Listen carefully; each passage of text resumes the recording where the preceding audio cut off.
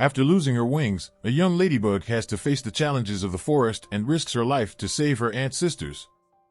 Hey guys, welcome back. I am MK Recaps guys. We will recap the story of Minuscule, the 2013 movie, so get ready. On a beautiful Sunday, a newlywed couple decides to have a picnic in the woods.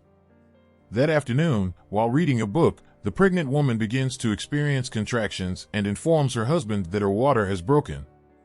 Immediately, the man takes the picnic basket, together with his belongings, and runs with his wife to the car, leaving all the food behind. That same day, 3 new ladybugs were born in that forest. Their parents try to teach them to fly, but as they are still learning to use their wings, one of the ladybugs ends up falling and she hears a baby fly chasing her. When the insect leaves, the ladybug tries to fly again and goes to explore the forest together with the rest of her family. Minutes later, while flying over a lake, the ladybug finds the same fly and, again, the insect rides her angry face. The ladybug chases the creature but ends up falling into a trap. When the insects land, the fly's relatives appear and try to corner the ladybug. At that moment, the poor thing takes off to try to escape but is pursued by the gang of flies. During the escape, she collides against a rock and falls into a hole that is hidden below the rock. With the fall, the ladybug ends up losing one of her wings and faints. The flies go there to check if their enemy has been shot down, and when they find an unconscious insect, they decide to leave. Now they have passed, and the night arrives, bringing a storm. When the ladybug finally wakes up, she realizes that she is no longer able to fly. Scared with hundreds of eyes watching her, she decides to walk through the forest looking for a safe place to hide from the storm. The insect tries to hide under some mushrooms but is forced to leave when she realizes that sinister snails dominate that area. A few meters away, Joanna finds a can and enters through a small opening in the lid. Despite being alone and afraid, she realizes that this is the perfect place to spend the night. The next morning, the young woman hears the most different types of insects circling around the can. Soon she discovers that that place is a gold mine and everyone is fighting to know who will get most of the food. Even a box of matches is a reason for a fight between the bedbugs. Shortly afterwards, a group of ants approaches the place, carrying some supplies. At that time, the conductor realizes that there may be something interesting in that place and asks her team to wait while she goes to check. When she sees the insect approaching, the ladybug goes back into the can to hide, and the ant goes after it. After eating a piece of the sugar lump, the little creature suffers an energy spike and calls its friends to help it take that sacred food to the colony. Then, the ants abandon the food they collected from the forest and distribute themselves around the can, carrying it away. Meanwhile, the ladybug remains hidden inside without understanding what is happening. She only realizes that something is wrong when the ants try to cross a stone wall, and the clouds inside can start to move from one side to the other. Seconds later, the can is knocked over along with the conductor, and the lumps of sugar are thrown out as well as the ladybug. While the workers put the sugar back in the can, they find an insect lying on its back, and the conductor tries to help her get up. Scared, the ladybug lets out an extremely deadly fart to defend herself, causing the ant to faint. Then, a lizard appears and walks towards its prey, the ants. They hide behind the lumps of sugar, hoping not to be seen. However, the conductor is found and is about to be devoured. In order to save the insect, the ladybug returns inside the can and starts to make a terrifying noise. Day in the forest, as a thank you for saving her group, the conductor adopts Joanna and invites her to be part of her team. Now the little red acorn is no longer alone. The ants continue to tread their long path to the colony and remain persevering as they face the most severe challenges. Even several meters away, the conductor manages to communicate with the members of her colony through her antennas and announces that she will soon be home. The workers walk on the rock, carrying the gigantic object when they are seen by a group of red ants led by the ruthless Firehead. Firehead and his gang surround a passage and want to compete for food. However, in an attempt to restore peace, the conductor takes a lump of sugar and hands it to her enemies. Then, the group of black ants leaves, but the red ants are not satisfied with that small lump and decide to pursue their opponents. When realizing that their team is in danger, the conductor creates an escape plan that consists of using gravity in her favor to go down the mountain on top of the can, together with all the members of her team. But Firehead does not intend to give up so easily and uses a rusty soda can to roll the mountain. Shortly afterwards, the two groups fall into a waterfall and are carried away by the current. They need to dodge some stones on the way to continue the path until the red ants manage to reach their opponents and push a container where they are at that moment. The ladybug falls into the water and is carried away by the current while being chased by a fish. The animal swims at high speed until it hits its head on a stone. However, it soon recovers and continues its hunt. While the fish tries to reach the ladybug, the black ants come together to form a bridge and pull their friend out of the water. She realizes that they have reached the end of the waterfall. The insects hide in the sugar cane to protect themselves from the fall, yet they are not alone. The weird fish and the red ants welcome close behind. The soda can sink and get stuck in the sand, so the gang is forced to abandon ship. The fish has the same fate. However, its situation is different, even worse, because it can't unearth its own head from the sand. When they approach the banks of the waterfall, the conductor and her group decide to leave the can behind and go on their way, carrying only the clouds along the way. Joanna finds her old family flying through the forest and tries to accompany them. However, she still has only one of her wings and cannot fly. Frustrated, she returns to the trail and joins the ants. During the night, they need to find a safe place to rest in order to have energy to finish the mission the next day. What they don't imagine is that the red ants are still after the sugar and follow the tracks of their rivals, just waiting for the right moment to attack. Luckily, the ladybug realizes that her friends are being chased and manages to alert the driver in time. Ants, black women run to cross the street, and when they see a vehicle approaching, the Firehead gang gets scared and leaves, leaving the demented alone. When they arrive at the colony, the workers take some food inside, and the driver realizes that her friend, the ladybug, is not there. Comfortable in that place, after all, she is the only different insect, so the conductor invites her friend to accompany her and presents each piece of the colony with the intention that the ladybug feels part of that great family. The workers bring the most varied types of food for the queen, and each time she feeds, the giant ant lays an egg. Now it's the conductor's turn to present her offering by taking a small bite of the terreo. The queen is aware of energy and releases thousands of eggs at once. Outside the colony, the Firehead is hidden, planning an ambush against its enemies. After observing the weaknesses of its opponents, the ant returns to its anthill and walks to the queen's room. After informing Her Highness about what happened, the creature suggests declaring war against the rival ants. Listening to the words of her counselor, the queen orders her workers to unite to attack the enemy colony and steal the sacred food. Immediately, the thousands of ants walk in rows armed to the teeth with sticks and thorny plants. The goal is to reach the enemy territory until dusk falls, and the army manages to accomplish this objective. By dusk, the black ants close the colony and prepare to rest. While they sleep, the ladybug dreams of her family and imagines the day when she will be able to fly again over the flower beds, tasting the delicious nectar of the plants.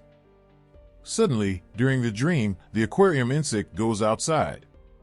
The ladybug tests its wings and tries to fly again. However, its new wing is still being born and is not strong enough to lift its body weight. However, instead of feeling discouraged, the little ball of red has its hopes renewed and is happy with the idea that soon it will be able to fly again. The next day, the black ants are woken up by an earthquake. All leaving the colony to find out what is happening, and soon they are faced with the powerful enemy army. Approaching, the demented ones appear with their links, forks, and even insecticides, all this to get some measly lumps of sugar.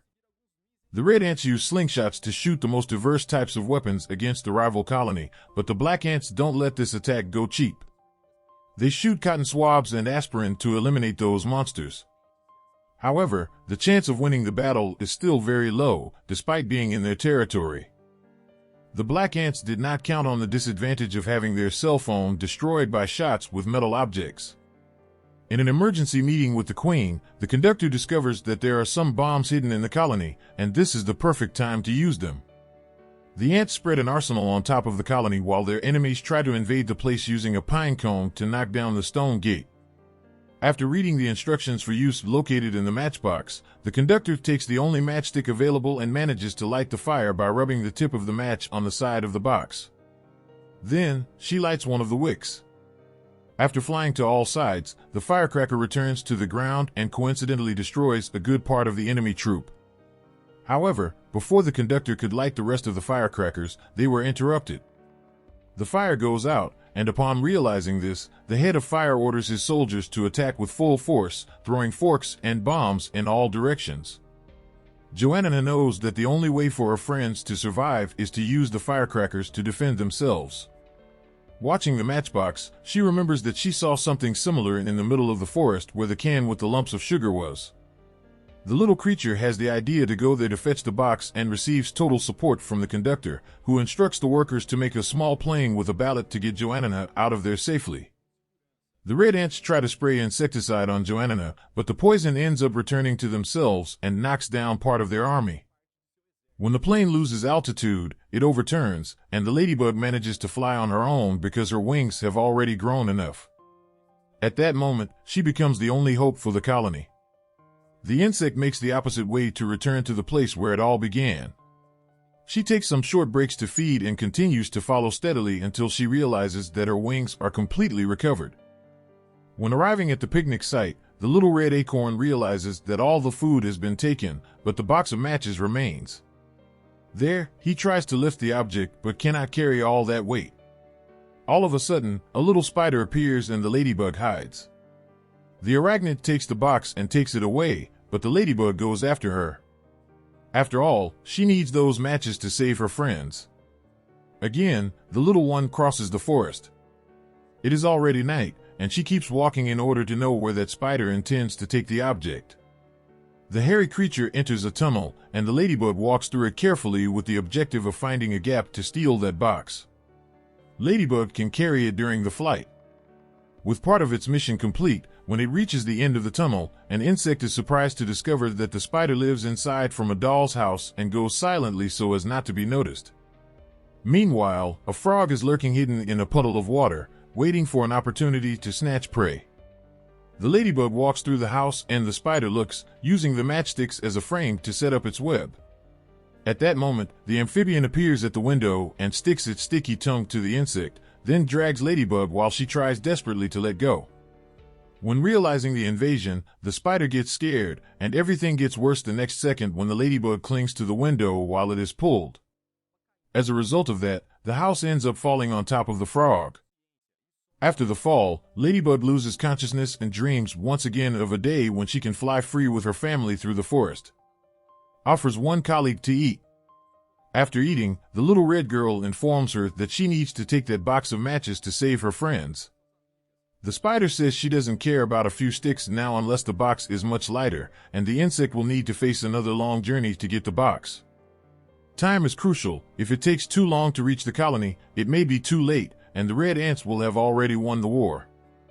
In the middle of the way, the acorn saw a gang of insects cornering other ladybugs and realized that those are the same flies that caused her to lose her wing.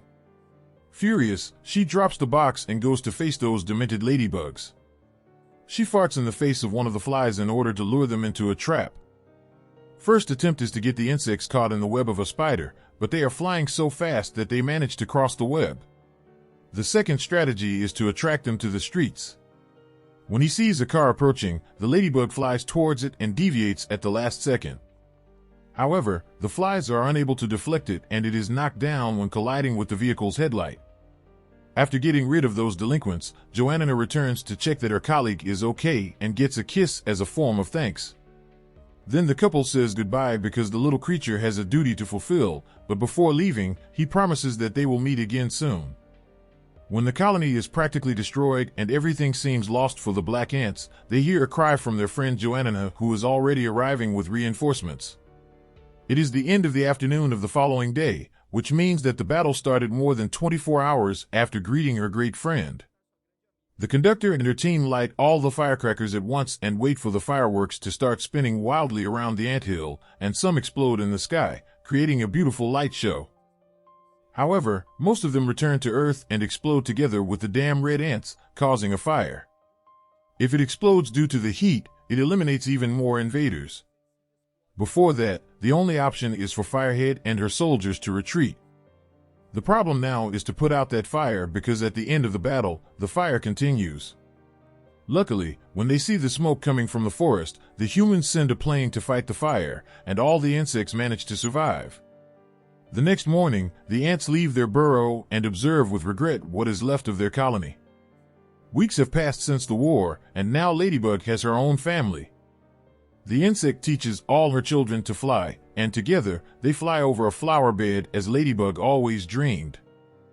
Meanwhile, the ants are working hard on rebuilding the anthill because very soon winter will arrive, and they need to be prepared.